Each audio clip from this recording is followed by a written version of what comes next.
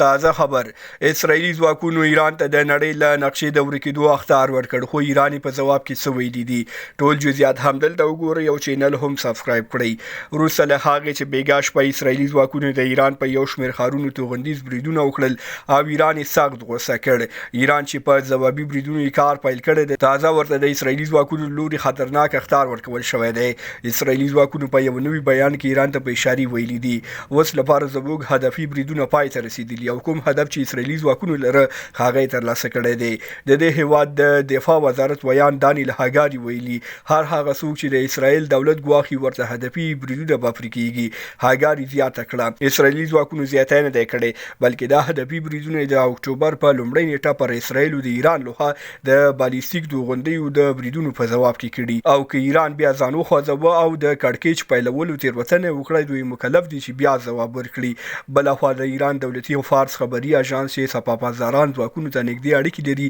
راپور ورکړی چې ایران به ژر اسرائیلو ته د دې بریدونو ځواب ورکړي او هغه هیوادونه چې له اسرائیلو سره یې لاس یو کړی و او د دې برید په برخه کې ورسره همکاري کړې ده آیا به یې پرې کړي